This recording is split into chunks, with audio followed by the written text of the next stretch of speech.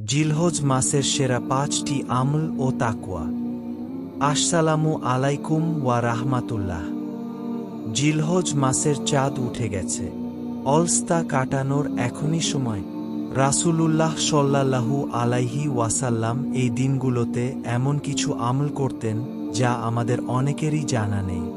বিশেষ করে যারা এবার হজে যেতে পারেননি, তারা ঘরে বসেই কিভাবে হজের সমপরিমাণ সওয়াবের অংশীদার হতে পারেন। আজকের ভিডিওতে আমরা রাসূলের সুন্নাহ থেকে ৫টি বিশেষ আমলের কথা জানব। ভিডিওর ৪ নম্বর আমলটি কোনোভাবেই মিস করবেন না, কারণ সেটি আপনার পেছনের এবং সামনের ১ বছরের গুনাহ মুছে দিতে পারে। ১ নম্বর আমল, নখ, চুল এবং গোঁফ না কাটা। রাসূলুল্লাহ সাল্লাল্লাহু আলাইহি ওয়াসাল্লাম বলেছেন, যারা কুরবানি করার নিয়ত করেছেন, তারা জিলহজ মাসের চাঁদ দেখার পর থেকে কুরবানি সম্পন্ন করা পর্যন্ত তাদের শরীরের কোনো চুল, লোম বা নখ কাটবেন না।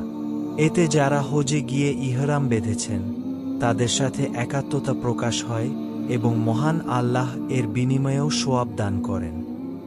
২ নম্বর আমল, বেশি বেশি তাকবীর ও জিকির করা। এই দিনগুলোতে সুন্নাহ হলো চলতে ফিরতে, উঠতে বসতে উচ্চস্বরে তাকবীর পড়া।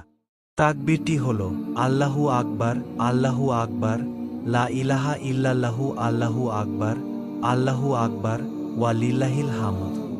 সাহাবীগণ এই দিনগুলোতে বাজারে গিয়ে উচ্চস্বরে তাকবীর পড়তেন, যাতে অন্য মানুষদেরও আল্লাহর কথা মনে পড়ে যায়। ৩ নম্বর আমল, প্রথম ৯ দিন নফল রোজা রাখা। বিশেষ করে জিলহজ মাসের ৯ তারিখ, অর্থাৎ আরাফার দিনের রোজা। রাসূল সাল্লাল্লাহু আলাইহি ওয়াসাল্লাম বলেছেন, আরাফার দিনের একটি রোজা বান্দার পেছনের ১ বছর এবং সামনের ১ বছরের গুনাহ খাতা ক্ষমা করে দেয়। সুবহানাল্লাহ! মাত্র একটি রোজার বিনিময়ে ২ বছরের গুনাহ মাফ। ৪ নম্বর আমল, তওবা ও দান সদকা করা।